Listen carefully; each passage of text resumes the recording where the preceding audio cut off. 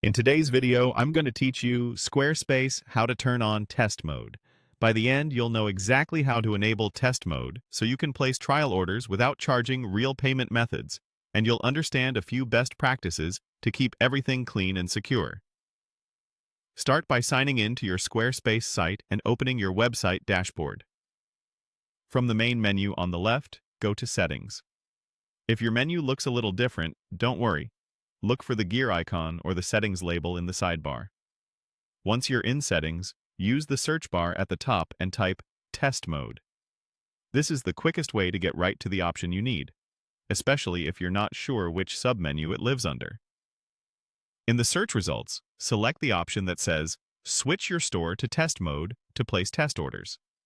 That link takes you directly to the payments area under your store's selling settings, specifically the test mode page. Here, you'll see the control that lets you turn test mode on. Go ahead and toggle test mode to enable it. Depending on your setup, this page may mention your payment processor and provide a brief note about how test transactions work. Before you finalize anything, take a moment to read any notes on the page. When test mode is on, orders placed through checkout won't charge real cards, and payouts won't be sent to your bank. You'll want to use the test card numbers provided by your payment processor, like the Common Test Visa ending in 4242, rather than your actual card. Also, some alternative payment methods may not be available in test mode, which is normal. Once you've turned on the toggle, click Save. Saving is essential.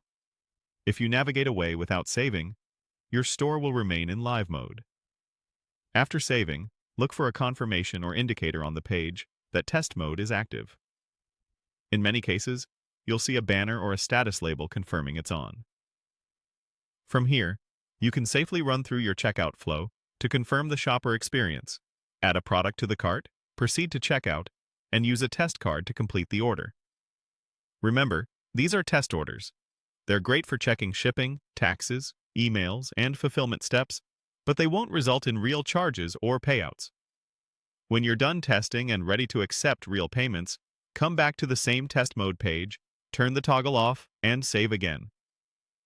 As a final tip, consider clearing any test orders or tagging them clearly so your reports stay tidy. That's it.